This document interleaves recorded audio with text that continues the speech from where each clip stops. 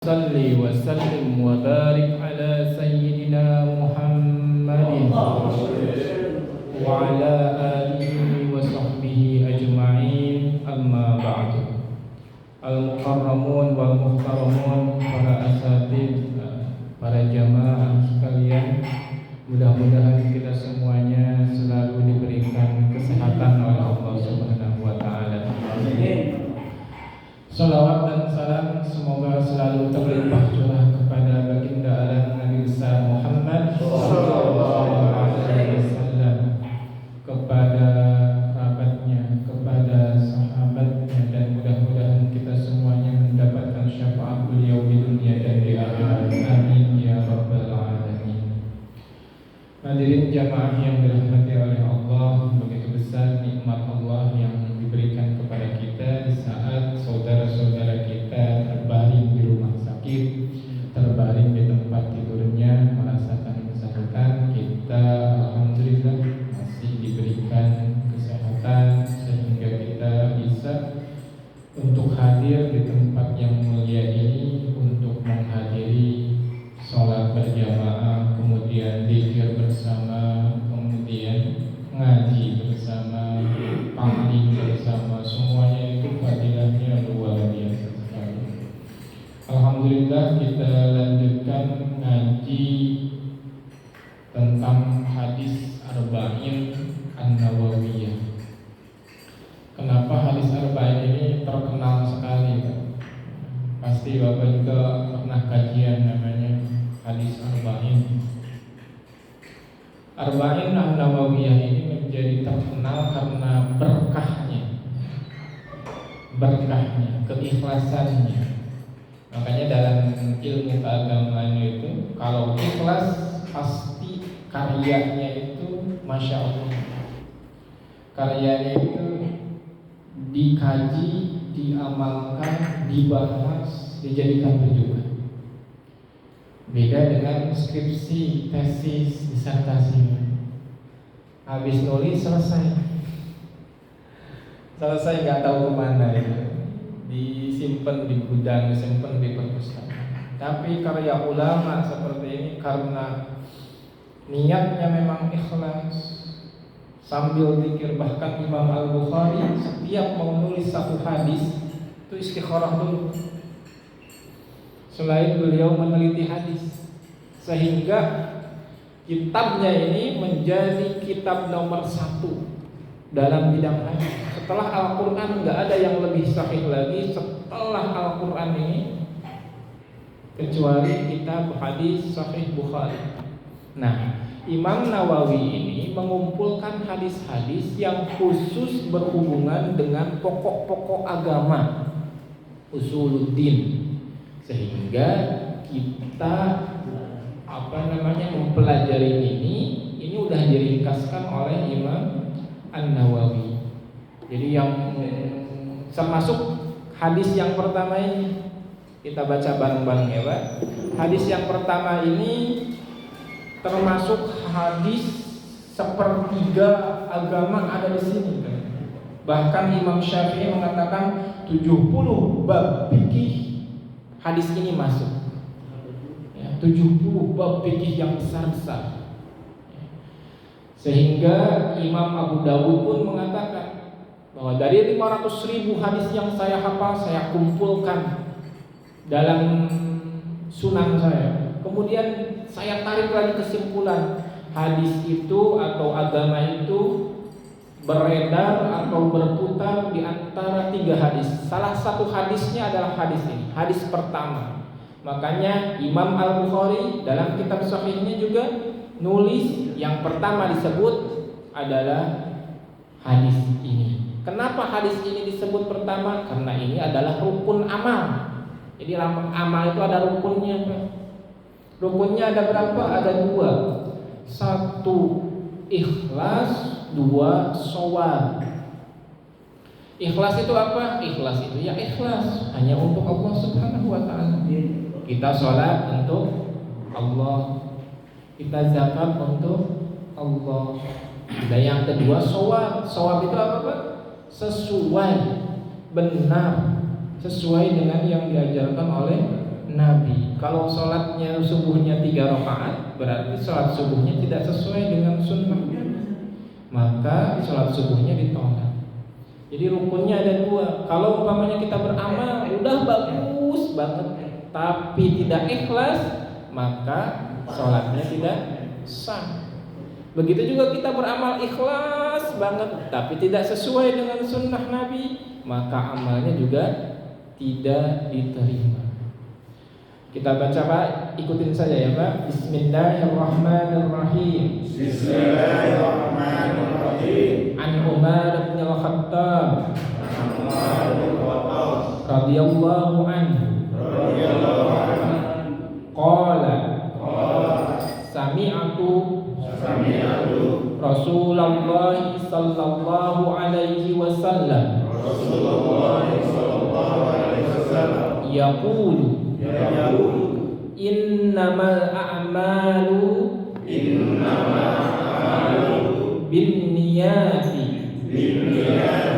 wa innama likulli imri'in ma nawa faman kanat hijratuhu ila Allahi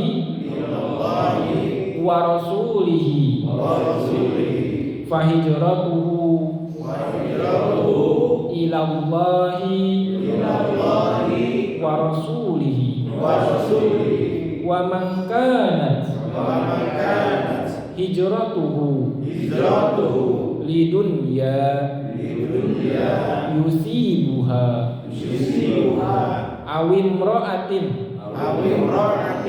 yankihuha fahijratuhu ila ma hajara ilaihi. Nah, mudah-mudahan dengan baca satu hadis kita diaku umat Nabi. Walaupun belum terlalu ngerti artinya ya. Sama seperti baca Quran, karena hadis ini juga wahyu Pak. Jadi wahyu itu ada 2, satu Al-Quran, 2 hadis Nabi. Bedanya Al-Quran itu disebut dengan wahyu matlu.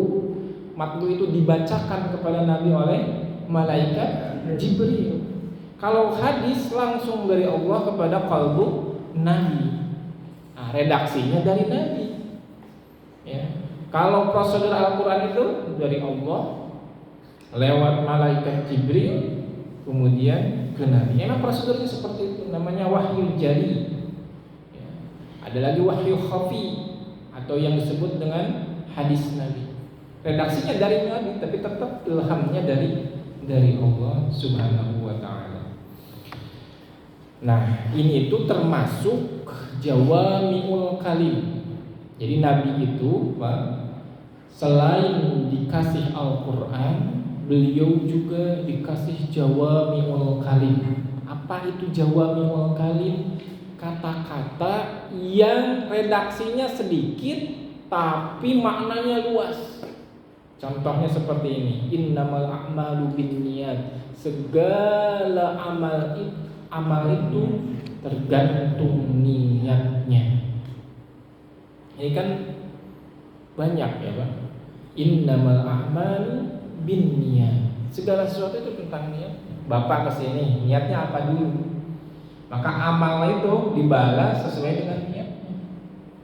Bapak sholat apakah untuk olahraga ataukah untuk ibadah? Bapak zakat supaya dipuji ataukah karena memang itu kewajiban yang harus kita jalankan dan itu untuk ridho Allah? Maka amal itu tergantung kepada niatnya. Sehingga Ibnu Mubarak mengatakan, ya, tabi'in besar, ulama besar, kam min amalin shagirin tukabbirun niyat. Berapa banyak amal yang besar, tapi karena niatnya kecil, niatnya kurang ikhlas, maka amal itu menjadi kecil. Amalnya besar Pak. Bapak sedekah umpamanya 100 juta. Bapak umpamanya sholat di sini 1000 rakaat. Besar amalnya. Besar sekali. Tapi karena niatnya bukan karena Allah, maka balasannya kecil, bahkan tidak ada balasan, bahkan jadi dosa. Tapi sebaliknya kata Ibnu Mubarak, kam min amalin saghirin yukabbiruhun niyah atau tukabbiruhun niyah. Ada amalnya kecil, tapi karena ikhlas, niatnya benar, amal yang sedikit ini menjadi besar pahalanya di hadapan Allah. Makanya kita jangan pilih-pilih amal, kata Nabi. Mau kelihatan besar, mau kelihatan kecil, lakukan. Bapak datang ke sini sekarang, kayaknya kecil, tiap bulan 2 minggu sekali datang ke sini, baca Quran, sholawatan, gitu kan, ta'lim, itu kelihatannya kecil, cuman 2 minggu sekali, cuman sebulan sekali. Tapi mungkin itu yang ikhlas, karena umpamanya doanya dipimpin oleh ustadz di sini, ngajinya bareng-bareng, ya, sehingga yang kita agak kekurangan nih dalam ngajinya ketambal, kalau kata Bani ya, dikasih apa namanya, dapat berkahnya sama ustadz yang ngajinya fasih. Ya, ini aja Pak, kalau umpamanya kita mau ngaji innama itu pakai gunnah, ya, inna itu harus kesini, ya. Ini yang sering dilupakan sama kita, biasanya gunnah musyaddadah, ya. Wa miman summa nunan syuddidah, ya. Itu nun ditasdid sama mim ditasdid itu gunnahnya nyampe ke situ. Inna Allah wa malaikatahu, inna itu sampai dulu ke sini. Itu yang agak lupa. Biasanya kalau mad itu udah bisa semuanya. Qala Allah, tapi gunnahnya agak sering lewat gitu. Innamal a'malu binniyat.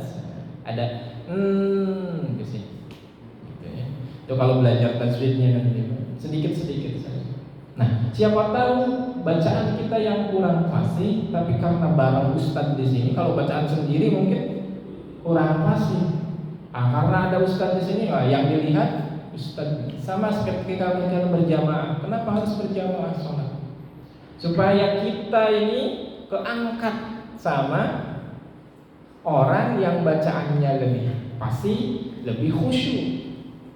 Gitu. Makanya jamaah itu disunnahkan begitu, supaya nambalin orang ini.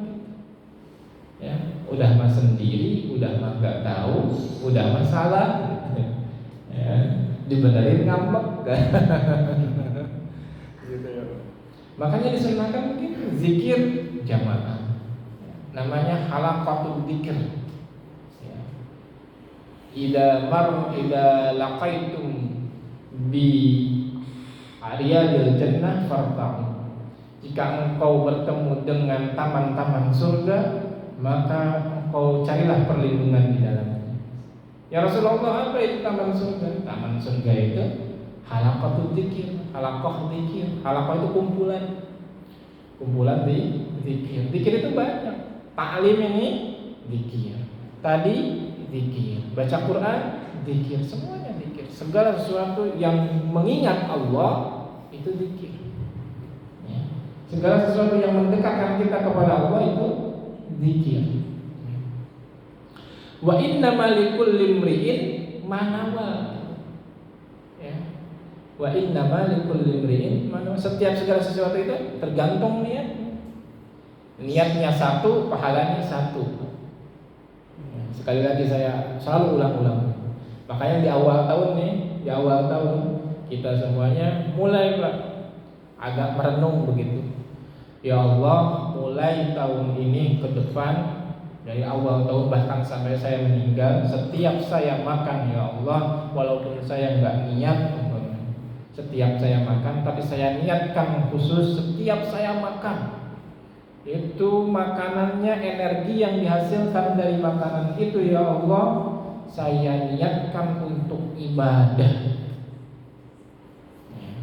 untuk cari nafkah, untuk sholat, untuk baca Quran. Kenapa seperti itu? Karena jelas kan, wa ma khalaqtul jinna wal insa illa liya'budun. Aku ciptakan jin dan manusia yang diciptakan kita ini untuk ibadah. Berarti bukan untuk makan, bukan untuk cari makan, bukan untuk kerja, bukan untuk ibadah. Ya Allah, mulai saat ini ketika saya bekerja cari uang yang halal, maka setiap langkah saya tolong catat sebagai ibadah untuk nafkahin anak istri. Niatkan saja. Nah, itu niatnya. Walaupun kita tidak setiap saat seperti kita sholat kan setiap saat niat dulu ya Pak ya. Allahu Akbar, niat tiap sholat. Nah, kalau makan kan susah. Doa aja kadang kita lupa ya. Saking laparnya, apalagi enak. Apalagi niat seperti itu. Wah, repot. Bahkan guru saya bilang, nih kalau makan kita harus ingat makan sama teri, sama peyek ya, teri itu Pak. Peyek ya, betul ya, sama peyek. Ini kita kalau umpamanya seorang alim, seorang wali, itu syukurnya Masya Allah. Ini peyek ini pasti dari laut sampai kepada kita itu lewat berapa tangan gitu. Kalau memang rezeki kita ada di piring kita, peyek. Kita nggak tahu makannya bagaimana, ngurusnya bagaimana, tahu ada aja. Nasi yang satu butir itu mungkin dari berbagai tempat Pak. Nasi yang di piring kita nggak mungkin kan dari satu sawah, pasti itu dari sawah yang berbeda-beda, bahkan dari tempat mungkin yang berbeda-beda, kecampur sama kita jadi satu nasi. Itu harus dipikirin kalau mau kita syukur nikmat. Coba sekali-kali aja, jangan setiap hari Pak. Kalau setiap hari mau makan renung aja gitu. Gak jadi makannya gitu.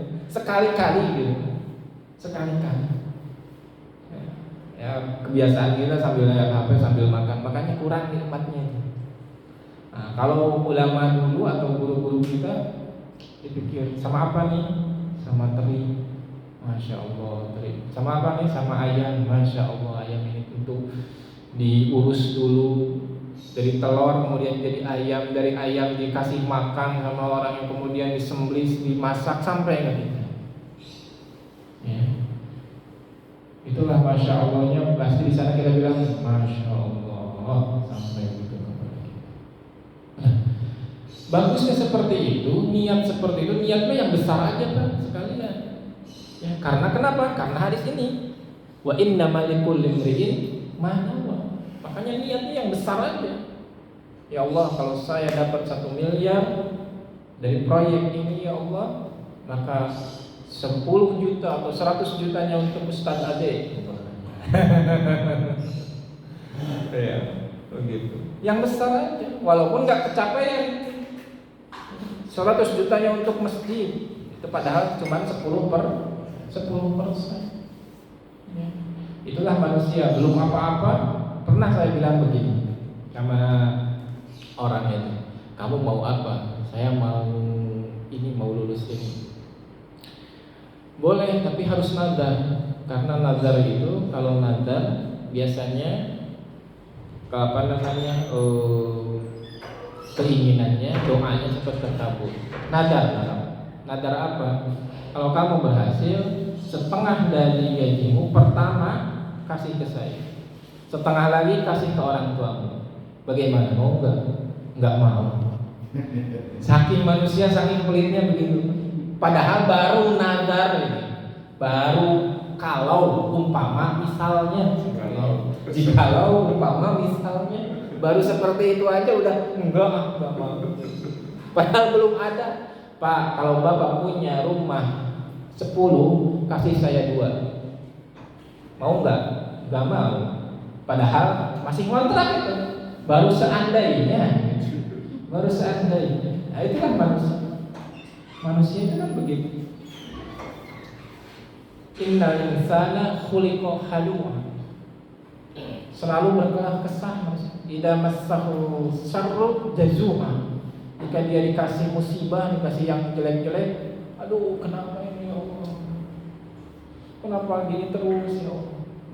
Banyak utang, kenapa ini? Wa idza massahul khairu, kasih rezeki, ketiban rezeki, langsung manua. Manua itu apa? Gini, manua itu nggak mau ngasih, nggak mau apa. Itulah manusia. Ya. Ada hadis lagi seperti ini. Man hamma bihasanatin falahu kataballahu lahu ajrahu.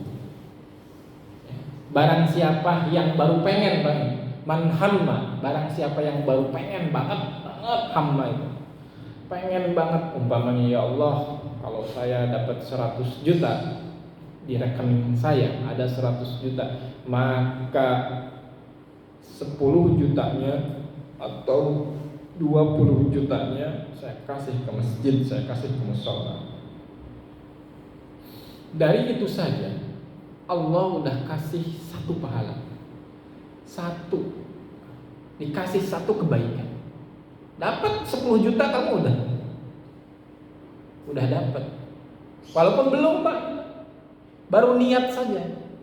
Niat, kalau saya dapat 100 juta, saya akan nyumbang mushola, nyumbang masjid 30 juta. Itu 30 jutanya sudah dicatat kebaikan. Makanya banyakin baik kebaikan, banyakin niat baik itu Pak. Karena kata Allah, kata Nabi, barang siapa yang niat, yang ingin untuk kebaikan, maka dia sudah dicatat satu saja. Tapi waman amilah, barang siapa yang melakukan, praktis, langsung melakukannya, ketika dapat 100 juta ya memang benar dikasih 30 jutanya untuk masjid, untuk mushola, untuk ta'lim dan yang lainnya, maka dia dapat 10 kebaikan dikali 10 yang 30-nya itu.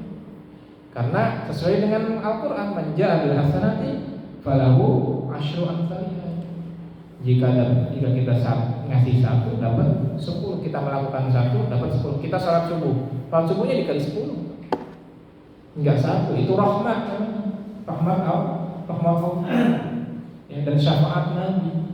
Ya, kalau Nabi itu pengen umatnya semuanya masuk surga. Ya, makanya kita suka heran sama orang yang kafir-kan. Udah tahu Nabi mah pengennya semua umatnya masuk surga. Ini dikafir. Bagaimana itu? Yang kalau Nabi itu orang kafir dibikin masuk Islam. Kalau ini orang Islam dijadiin kafir. Makanya jangan kafirin orang. Gitu. Jangan nyesat-nyesatin orang. Orang sesat sama Nabi itu dikasih hidayah. Ini orang yang udah dapat hidayah malah disuruh sesat gitu ya. Suka heran gitu ya. Baik Bapak jamaah sekalian, jadi niatnya yang besar. Berbeda kalau kita niat buruk. Dilanjutkan hadisnya.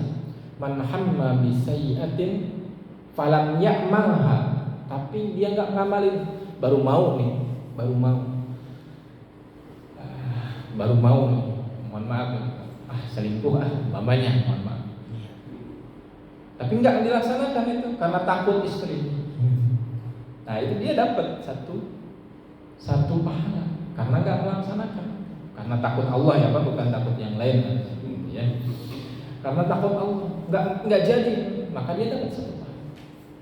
Ya, itu enaknya di agama Islam itu begini. Saking rahman rahimnya Allah, kita niat saja dapat pahalanya.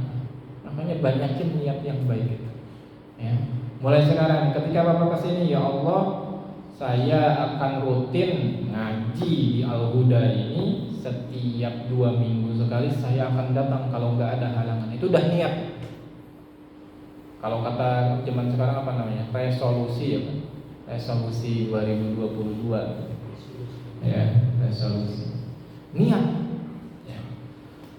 Kita teruskan Pak. Faman kanat hijratuhu ila Allahi wa rasulihi fa hijratuhu ila Allahi wa rasulihi. Nah, di sini dikasih contoh. Nah, makanya Nabi ini ngasih contoh kepada muallim, kepada guru. Guru itu habis nerangin sebuah teori, kasih contohnya. Nah, ini kasih contoh. Faman hijratuhu ila Allah wa rasulih, fa hijratuhu ila Allah wa rasulih. Barang siapa yang hijrahnya dari Mekah ke Madinah, nah, Mekah ke Madinah itu bukan kayak sekarang hijrahnya, Pak. Sekarang paling cuma 3 jam selesai. Dari sini ke Jakarta, dari sini ke Bandung, dari sini ke Jawa Tengah, itu gampang aja naik mobil. Zaman dulu hijrah jalan kaki, melewati padang pasir, belum lagi ancaman orang kafir. Ya. Enggak semudah yang kita bayangkan sekarang. Fa hijratuhu ila Allah wa rasulih, maka hijrahnya untuk Allah dan untuk Rasulnya. Hijrahnya kepada Allah dan kepada Rasul.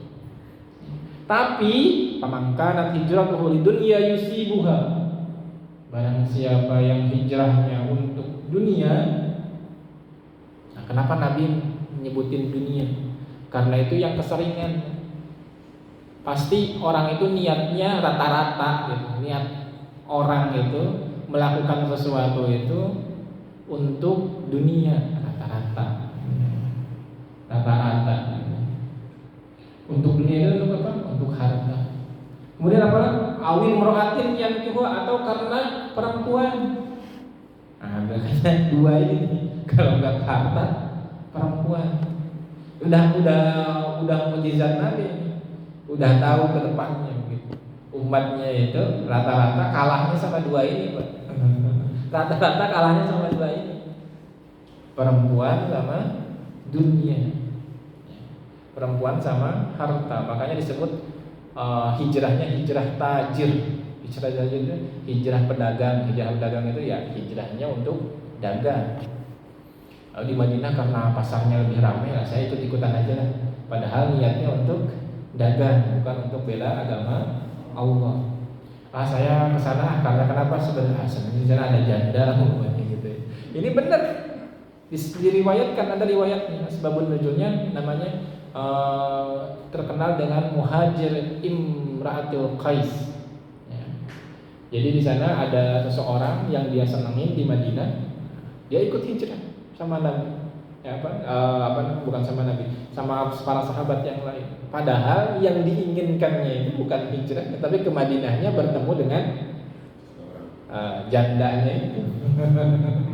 Jadi udah ada dari sananya. Udah ada dari sananya. Itu saja mungkin Pak, udah 30 menit. Supaya tidak terlalu banyak, mungkin kita tanya jawab kalau ada yang tanya jawab. Intinya apa? Intinya ketika kita melakukan sesuatu Pak, banyakin niatnya. Mulai dari sekarang banyakin niatnya. Ya, jangan hanya satu niat saja. Ya, kita ke kantor jangan cuma satu niat. Bukan hanya untuk cari rezeki, tapi untuk silaturahmi, untuk untuk sedekah senyum, untuk bersalaman dan yang lain. Bapak kesini bukan hanya untuk satu, banyakin niatnya, ya, banyakin niatnya. Niat ini berbeda dengan fikih sebelum kita. Niat ini berbeda dengan fikih. Jadi kalau fikih itu niat itu tujuannya 2. Satu, tamyizul ibadah anil adah. Kita mandi besar dengan mandi biasa bedanya niat. Sama mandi pakai sampo pakai apa? Bedanya cuma satu, kita niat apa enggak. Kalau niat jadi mandi besar. Kalau enggak niat enggak sah mandi besar. Kemudian tamyizul ibadah ba'duha ba'dha. Beda 2 rakaatnya sama 2 rakaat, tapi beda niatnya. Satu sholat subuh, satu lagi sholat duha. Satu adaan, satu lagi qodoan. Jadi itu yang membedakan niat. Kita soal sujud, ada sujud tilawah, ada sujud syukur. Banyak. Nah, itu untuk membedakan antara satu ibadah dengan ibadah lainnya pakai niat. Ya. Pakai niat. Terakhir saya tutup dengan satu hadis. Hadisnya dari riwayat Imam Ahmad. Man kana bid dunya hammahu farraqallahu amrahu. Nih, kalau niatnya hanya dunia saja kata Nabi, maka Allah akan cerai-beraikan urusannya. Urusannya enggak bakalan beres. Barang siapa yang niatnya hanya dunia saja, Bapak cari nafkah, cari apa untuk kumpulin dunia, itu Allah bakalan kasih urusannya nggak lancar. Kemudian wa ja'ala faqrahu baina ainaihi, kefakiran itu ada di antara dua matanya. Dari pandangannya itu selalu fakir aja. Kok saya begini ya? Kok saya pengen itu ya? Fakir, butuh terus, Bu. Kalau dunia itu menjadi tujuan kita, maka kita akan butuh terus terhadap dunia. Ada aja yang dibutuhin itu, kurang aja pasti. Gaji berapapun kurang. Dulu kita gaji, saya gitu, gaji 300.000, kurang ya, dulu pertama-tama. Sampai 3 juta, 10 kali lipat, itu masih kurang. Pengennya 30 juta. Udah 30 juta nanti kalau umpamanya misalnya 30 juta pasti kurang. Kalau dunia yang dikejar. Tapi kata Rasulullah, walam ya'ti minad dunya illa ma kutibalah. Kalau dunia yang dijadikan ini, dia akan fakir terus, akan merasa fakir terus, dan rezeki itu tidak akan datang kecuali yang sudah ditakdirkan oleh Allah. Karena Allah udah bikin rezeki. Tapi wa man kanatil akhirah niyatahu, tapi kalau niatnya akhirat, Allah akan mengayakkan hatinya. Mengayakkan hati itu ya udah cukup alhamdulillah. Cukup alhamdulillah. Kalau cukup satu piring nasi bisa kenyang, kenapa harus korupsi? Padahal cuma satu piring yang harganya mungkin 30.000 udah mantap sekali. Udah 20.000 udah mantap sekali. Wa atat dunya wa hiya raghimatan. Wahya rohimah, dan dunia datang dengan merangkak. Dunianya datang sama kita, nggak kita yang cari dia. Dunianya datang sama kita dengan merangkak. Intinya akan dimudahkan urusan. Maka segala sesuatu itu akhirat dulu, baru dunia itu efeknya, gitu loh Pak. Akhirat dulu, dunia itu efeknya. Ya. Efek dari kita cari akhirat, kita cari dunia nih, cari kerja dan yang lainnya, semuanya untuk nafkah anak istri, supaya ibadah lancar, supaya ibadah tenang. Kemudian efeknya kita jadi kaya, itu efek. Jadi kaya itu boleh jadi kaya, tapi itu sebagai efek, bukan tujuan. Efek itu. Baik, itu saja. Silahkan Bapak kalau mamanya ada yang mau ditanyakan. Izin duluan Ustaz. Oh, monggo Pak. Pagi. Oh iya, siap. Monggo Pak.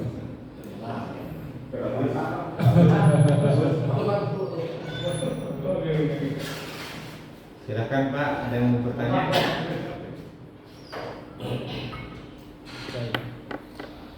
Emang kalau ngaji itu ngaji beneran Pak, pakai kitab begini, memang begitu, agak lumayan sedikit agak susah gitu jelasinnya, cernanya gitu ya. Tapi itulah ngaji. Hadis ditafsir lagi dengan hadis. Jadi nggak kemana-mana, bahasanya seperti ini. Ya, jadi seruntun begitu, biar nanti terkurikulum tersistematis gitu ya, terstruktur.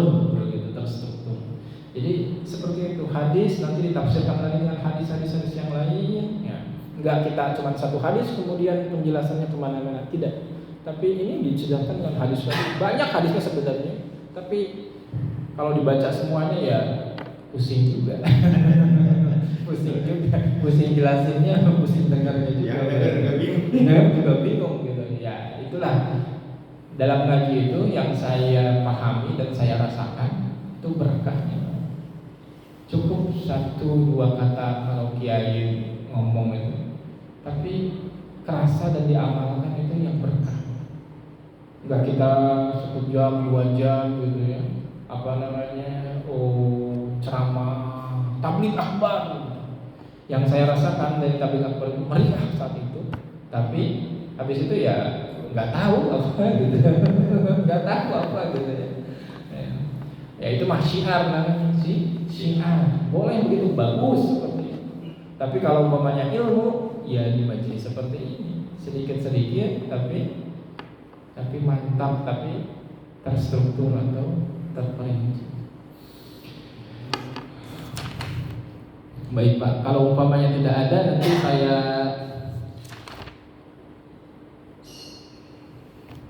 nggak usah lah, terlalu banyak ini.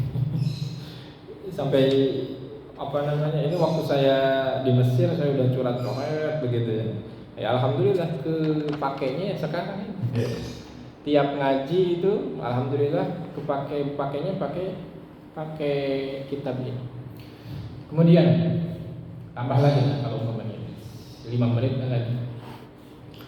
Bagaimana kalau umpamanya kita beramal, kemudian kita riya. Ini kan ikhlas itu pasangannya atau kontranya riya, lawannya riya. Ketika sholat, datang orang langsung sedikit riya, kemudian habis itu enggak, keluar lagi riyanya.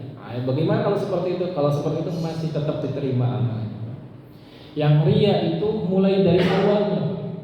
Kalau memang dari awalnya kita sedekah, dari awalnya memang kita udah pengennya dilihat orang, dan pengen dilihat orang itu bisa khafi, bisa jali, bisa jelas, bisa tersembunyi. Begini Pak, namanya Bapak datang ke sini mau sholat duha.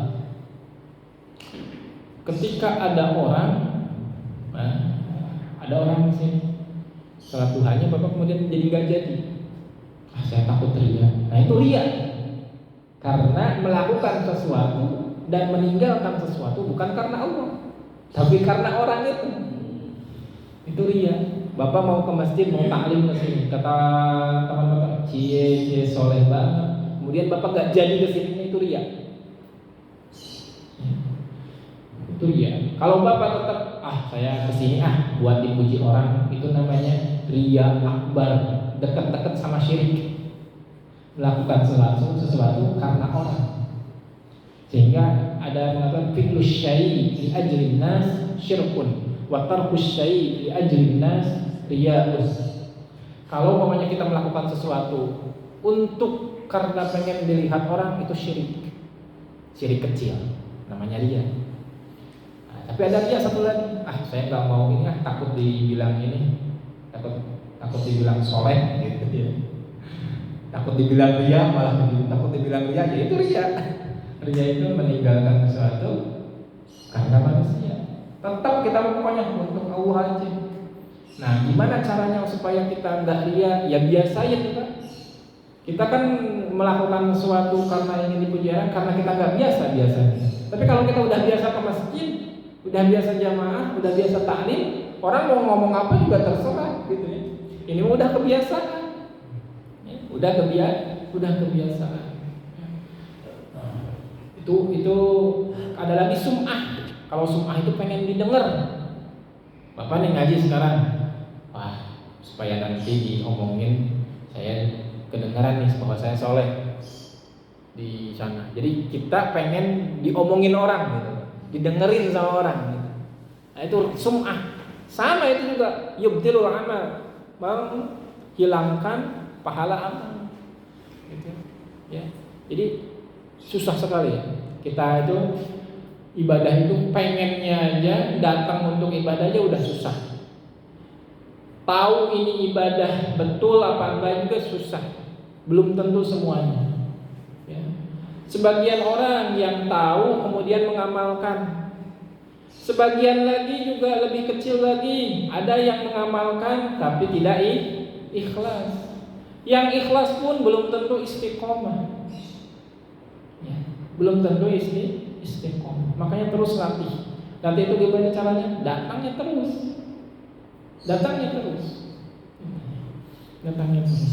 Jadi sekali lagi, kita sedekah maupun gak sedekah, umpamanya Bapak mau sedekah, Bapak umpamanya sedekah aja. Dilihat orang gak dilihat orang, ada sedikit riya umpamanya, wah ada orang nih, itu sedekah aja, karena itu ngelatih ya, biar dilihat orang sama nggak dilihat orang sama. Jangan karena ada orang ngomongnya kakak, Bapak diam dulu, nggak usah, masukin aja. Nanti juga terbiasa. Kalau udah terbiasa itu nggak udah hilang, pengen manusianya udah hilang, Allah aja. Alhamdulillah gitu ya. Pokoknya kalau umpamanya sedekah itu, saya alhamdulillah kalau umpamanya anak agak panas itu yang dicari sedekah. Walaupun ke dokter alhamdulillah cepat sembuhnya. Alhamdulillah. Karena ada hadis, ada riwayat dawu mardakum bis sadaqah. Rasul itu bilangnya dawu mardakum bis sadaqah. Obati penyakitmu dengan sedekah. Kok dengan sedekah gitu ya? Ya pokoknya kita mah begitu aja kata hadisnya, kita mah laksanain dan alhamdulillah. Biasanya nggak lama begitu ya. Adapun sampai sakit ya alhamdulillah anaknya soleh gitu ya, nggak macam-macam gitu. Ya itu tadi apa?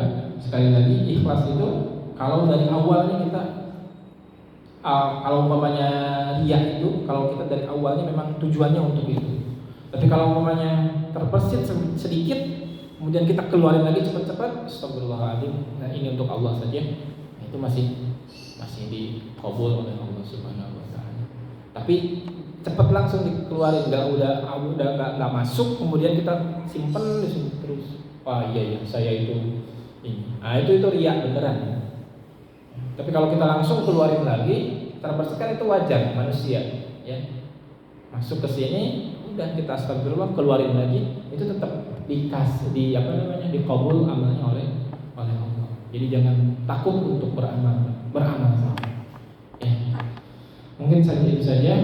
Wabillahi taufiq wal hidayah. Sebelumnya kita baca Al-Fatihah. Asallahu an yanfa'ana bima 'allamana wa an yamnahana as-siha wal 'afiyah was salamah wal istiqamah ala hadhihi al-Fatihah. A'udzu billahi minasy syaithanir rajim. Bismillahirrahmanirrahim. Alhamdulillahirabbil alamin. Arrahmanir rahim. Maliki yaumiddin. Iyyaka na'budu wa iyyaka nasta'in. Ihdinas siratal mustaqim. Siratal ladzina an'amta 'alaihim ghairil maghdubi 'alaihim waladdallin. Assalamualaikum warahmatullahi wabarakatuh. Terima kasih.